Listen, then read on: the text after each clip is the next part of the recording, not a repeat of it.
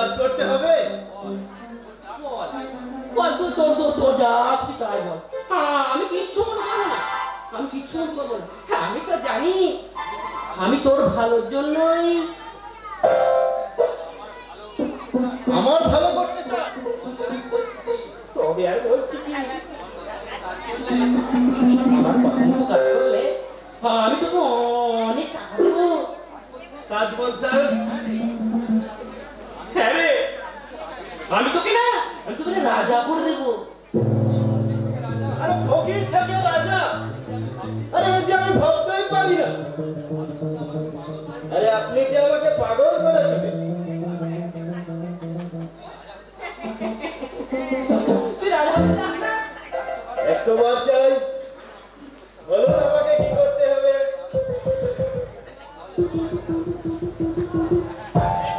শোন,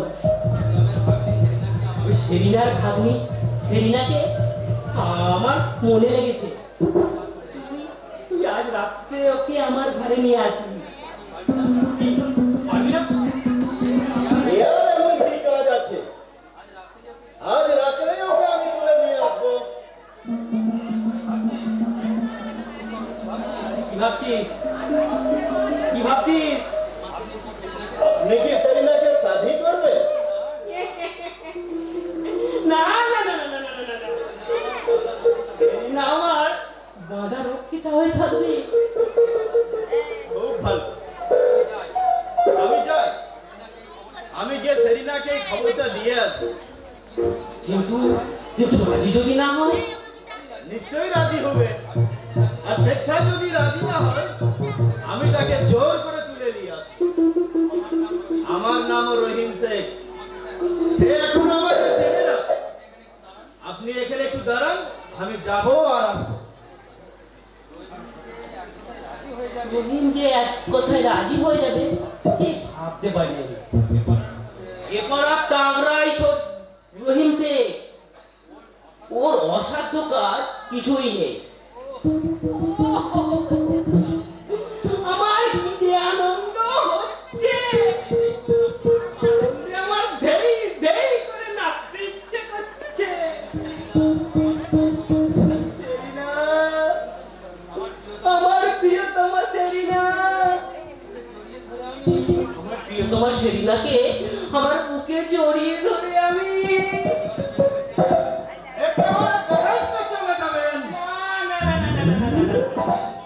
আমি এই মর্ত ধামেই থাকবো। কি তোর হাতে দড়ি কেন রে? বুঝতে পারছেন না? বুঝতে পারবো না। সেরিনা যদি রাজি না হয়, তুই তাকে দড়ি দিয়ে বেঁধে নিয়ে আসবি। সেরিনাকে নয় রে বুড়া সাকুন, এই দড়ি দিয়ে আমি তোকে ধরে নিয়ে যাব। হ্যাঁ, তোমার অনেক অন্যায় অত্যাচার আমরা সহ্য করেছি, কিন্তু আর নয়। আমাদের ঘরে মেয়েদের কি কোনো ইজ্জত নেই? তোমার মতো ওই কামান্দ পশুকে আজ আমি উচিত শিক্ষা দিয়েই ছাড়বো। কি তুই বললি? তুমি নিজে একটা অমানুষ বলে দুনিয়ার সবাইকে তুমি অমানুষ ভাবো, তাই না? সেরিনা আমার নিজের বহিন না হলো সে আমাকে দাদা বলে ডাকে। আরে টাকার লোভে আমি সেরিনাকে আমি দোজাকে নামাতে পারবো। আমি তোমার কোমরে দড়ি বেঁধে সেরিনার কাছে আমি তোমাকে নিয়ে যাবো। সেরিনাকে তোমার কাছে তার পায়ে ধরে তোমাকে ক্ষমা চাইতে হবে। শুধু তাই নয়, সেরিনাকে তোমার মা বলে ডাকতে হবে।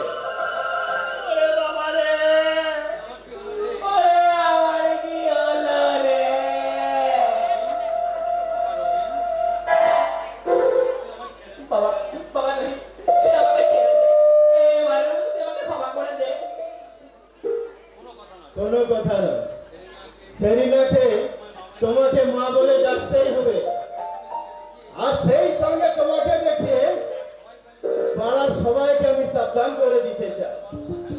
যাতে তোমার মতো হ্যাংলা কুকুরকে কেউ কোনোদিন যাতে প্রশ্রয় দিতে না পারে। এসো, চলো সব।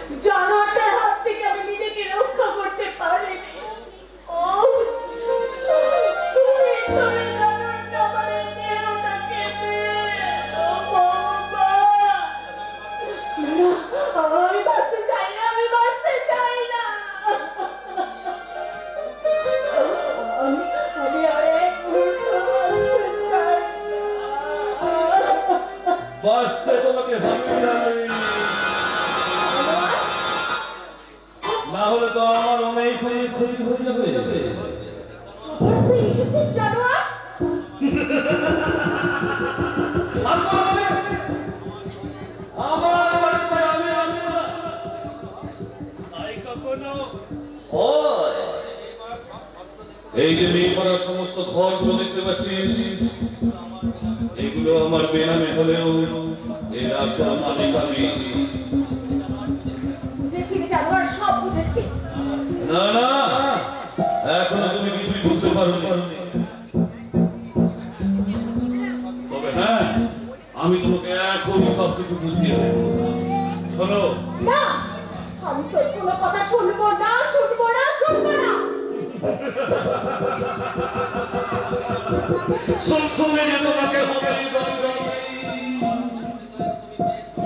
আমার আসল পরিচয় তো তুমি পেয়েছো। অতএব যদি ভালো চাও, আমার প্রতিটা কথা তুমি অক্ষরে অক্ষরে পালন করবে।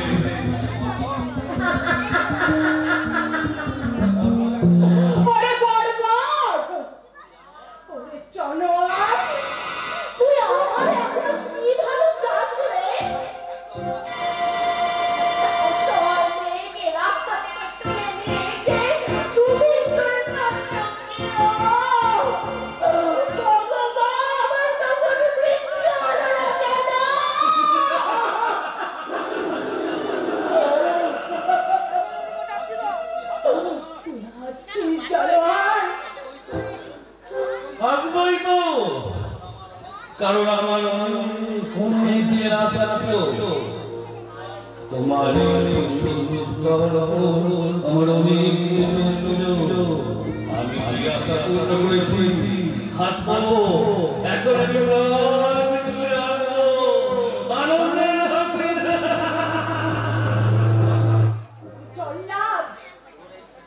তোর এই খুশির আনন্দ বেশি দিন থাকবে না রে। মাথার উপর ভগবান আছে, হ্যাঁ, তার ন্যায় বিচারে তোকে তার শাস্তি পেতেই হবে। শাস্তি? ভগবান, ওসব কবির কল্পনা। ভগবান বলে কিছু নেই। যাক, এবার আমি কাজের কথাটায় আসি।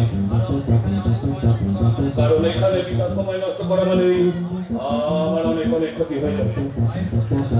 মাইনে খদ্দের লাইন লেগে আছে, তারা মুখের উপর টাকা ছুড়ে দিয়ে তোমার যৌবন সমুদ্রে সাঁতার কাটতে চায়, সুখ কিনতে চায়।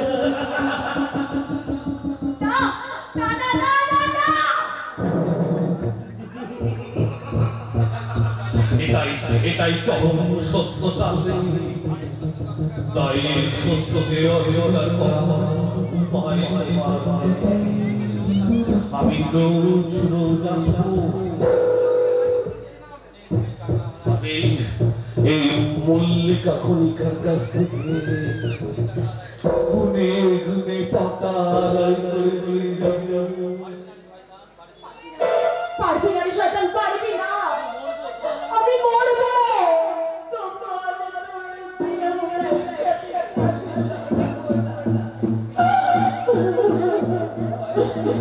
কোথায় যাবে?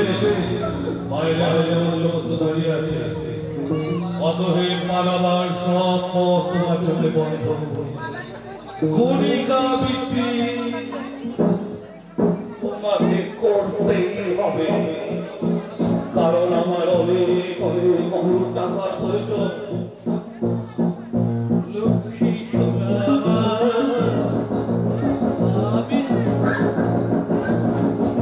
তোমাকে কত ভালোবাসি।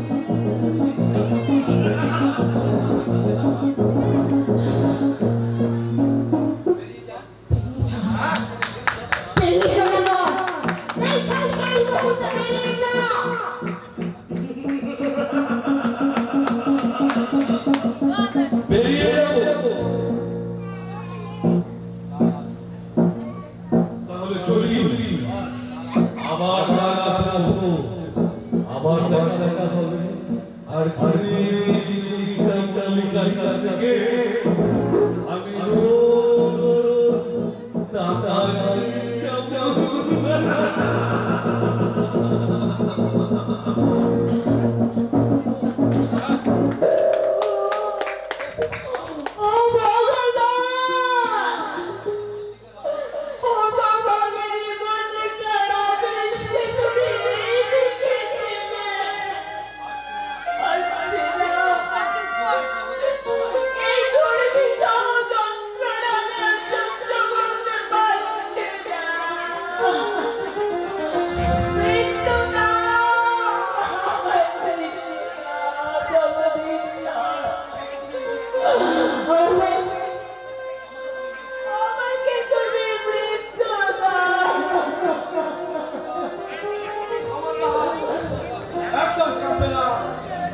টাকা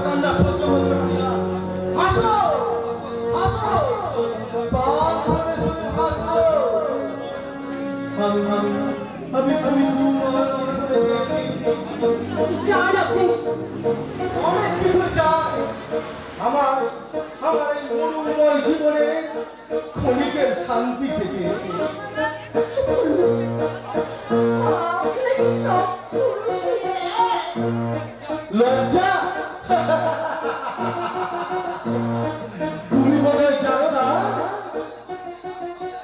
এই যুগের মানুষে আর সবই আছে, ওই লজ্জাটুকু না। তাছাড়া ওই লজ্জাটুকু মনের মধ্যে পুষে রাখলে আমি আমি নির্লজ্জের মতো এই পথটা পর্যন্ত ছুটে আসতে পারতাম না। তুমি জানো না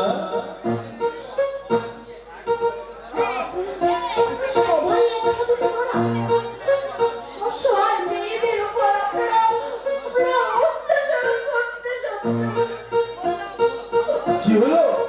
থামলে কেন? তোমার মুখের কথাগুলো শুনতে আমার ভীষণ ভালো লাগছে। তোমাকে দেখে মনে আগে হারিয়ে যাওয়া একটা মুখ চোখের সামনে বারবার ভেসে উঠছে। ঠিক সেই চোখ আমি তোমাকে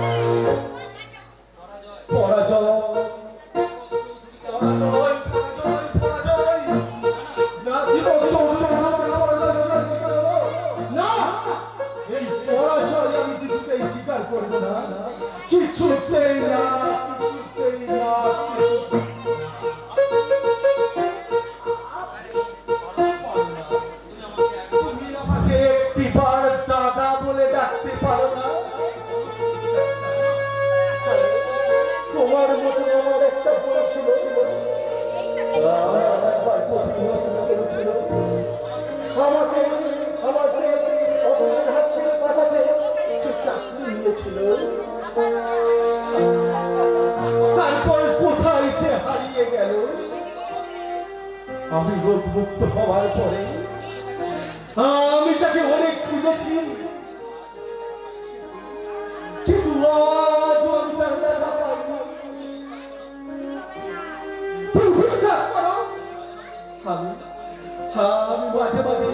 পল্লীতে ছুটে আসি আমার চলবে ক্ষুধা চরিতার্থ করতে নয়, আমার সেই হত ভাগিনী পরিণাকে খুঁজতে। দাগিনা দাগিনা একবার তুই আমাকে দাদা বলে ডাক, আমি মনে করবো আমার সেই হারিয়ে যাওয়া পঞ্চন্দনা আমাকে দাদা দাদা বলে ডাকছে। কতদিন আমি দাদা ডাক শুনিনি রে। জানিস জানিস তুই আমার দাদা ডাক শুনতে ভীষণ ভালো লাগে। এই তো এই তো এই তো তুই হতভাগ্য দীপক চৌধুরীকে দাদা বলে ডেকেছিস। শান্তি পরম শান্তি। নে এবার চোখের জলটা মুছে ফেলবো। তুই আমাকে যখন দাদা বলে ডেকেছিস তখন তোর আর কোনো ভয় নেই রে। এই পাপপুরি থেকে আমি তোকে ঠিক রক্ষা করবো।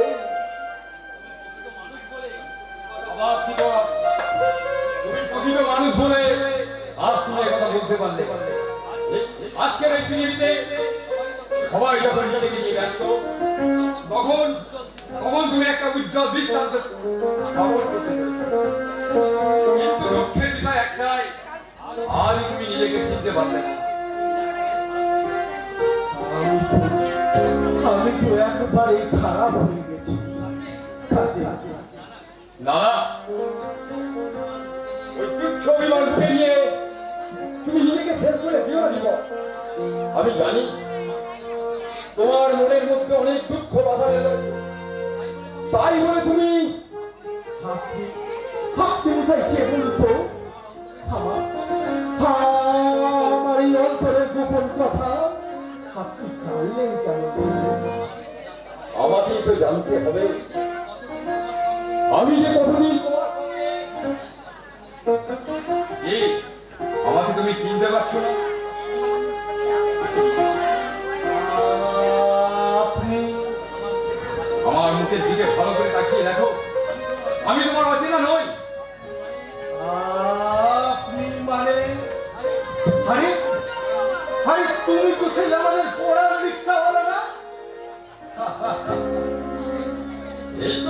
এই তো ঠিক কিনেছো, তবে এটাই আমার আসল পরিচয় নয়। আমি আইবি অফিসার অরুণ মল্লিক। তুমি মানে আপনি আত্মদোষ অন্ধকার জগতে ফিরতে বললেও মানবিকতা বন্ধুত্ব হয়ে যায়নি। হয়তো তুমি নিজে কেঁদে ওই দিন দুঃখী অনাথ আতুরের মুখে হাতে বুঝিয়ে তুলেছ, আর আমিও পরাণ রিক্সাওয়ালা হয়ে তোমাকে ভালোবাসার বন্ধনে আবদ্ধ করে ওই অন্ধকার পুরী থেকে আলোর জগতে ফিরিয়ে আনার চেষ্টা করি। কারণ আমি চাই সমাজের বুকে মাথা উঁচু করে বেঁচে থাকো। কি বলছেন স্যার? তুমি জেল থেকে ছাড়া পাওয়ার পর তোমার প্রতিটি কাজ আমি বিশ্লেষণ করে দেখেছি। অর্থাৎ আমাদের প্রশাসনের উচ্চপদস্থ আসীন ব্যক্তিরা তোমাদের প্রতি যদি একটু সহানুভূতিশীল হয়, তাহলে তাহলে তোমরাও এই সমাজে এক যথার্থ সম্মান পেতে পারো। আমি সেটা প্রমাণ করতে চেয়েছি। বলো, আমাকে তুমি কথা দাও বিভাগ, এই অন্ধকার পথ তুমি পরিত্যাগ করবে। আপনি বুঝতে পারছেন না স্যার, আমি ভালো হতে চাইলেও আমাকে সমাজ ভালো হতে দেবে না। আত্মীয় স্বজন বন্ধু বান্ধব সবাই সবাই আমায় দেখে ঘৃণায় মুখ ফিরিয়ে নেবে। না না, আমি সহ্য করতে পারবো না স্যার, আমি সহ্য করতে পারবো না। বেশ, তোমাদের মতো মানুষদের নিয়ে আমি একটা সমাজ তৈরি করবো। আমাদের সেই সমাজে থাকবে না কোনো হিংসা বিদ্বেষ, থাকবে শুধু প্রেম, প্রীতি আর ভালোবাসা। স্যার, আপনাদের সেই সমাজে আমাকে ঠাঁই দিন স্যার। নিশ্চয়ই দেবো, কিন্তু তার আগে যে শয়তানের ষড়যন্ত্রে তুমি ঘর ছাড়তে বাধ্য হয়েছ, সেই ভিন্ন ষড়যন্ত্রকারীকে আমি উচিত শিক্ষা দেব। মল্লিকা দেবী রক্ষার দায়িত্ব আমি তোমার হাতে দিয়ে গেলাম। আমি ঠিক সময় আবার এখানে আসবো। ঠিক আছে স্যার, আমি আপনাকে কথা দিচ্ছি, আমার দেহে প্রাণ থাকতে আমার পরে কেউ কেসাকেও স্পর্শ করতে পারবে না। তোমার কথা শুনে আমি খুব খুশি হলাম। আমি যাই, ওই শয়তানি খেলা সঙ্গ করতে না পারা পর্যন্ত আমার মনে শান্তি নেই, শান্তি নেই। দাদা, আমি তোর দাদা, বোন হারিয়ে আমি আবার নতুন করে বোন পেয়েছি, আর আমার কোনো দুঃখ নেই, কোনো দুঃখ নেই। দাদা তুমি কেন রে বোন? আয়, আয় আমার কাছে আয়। আমার এই ব্যাপারপুর জীবনে শান্তির প্রলেপ দিতে তুই আমাকে আর একটিবার দাদা দাদা বলো না। দাদা, দাদা বলে, বলে,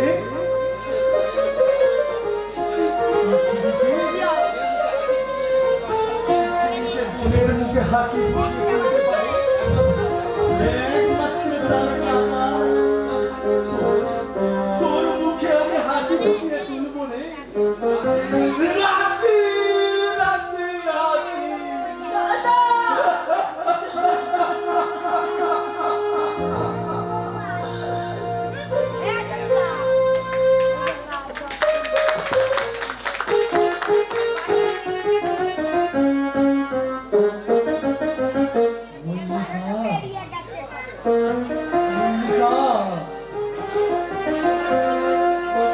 দাদা না, আমি আর পারছি না, আমি যেতে পারছি না, আমার পা দুটো যে ক্লান্ত হয়ে আসছে,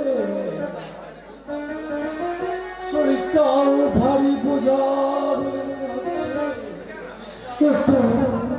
একটু বিশ্রাম, বিশ্রাম নেওয়ার অবকাশ যে আমার আর নেই। আমাকে যে মল্লিকাকে খুঁজে বার করতেই হবে, তার মুখে শেষ কথা শোনা পর্যন্ত আমার যে আর শান্তি নেই, শান্তি নেই। পাবে না শান্তি আর জীবনে, তুমি পাবে না।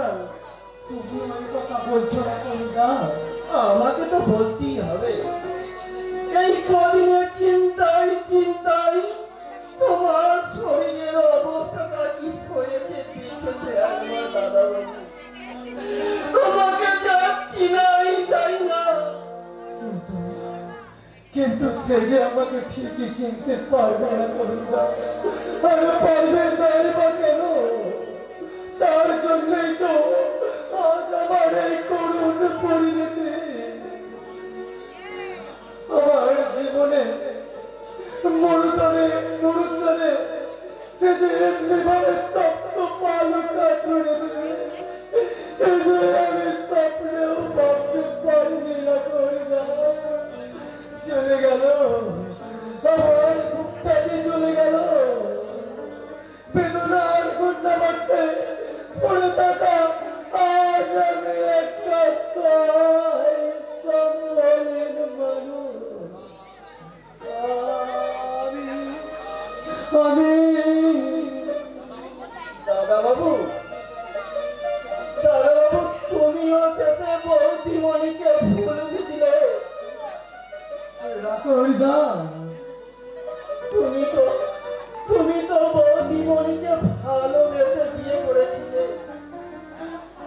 হ্যাঁ, আর সেটাই ছিল আমার জীবনের কষ্ট বড় ভুল। আর সেই ভুলেতে আমার এই সুন্দর জীবনটা ছাড়খাড় হয়ে গেল। না না,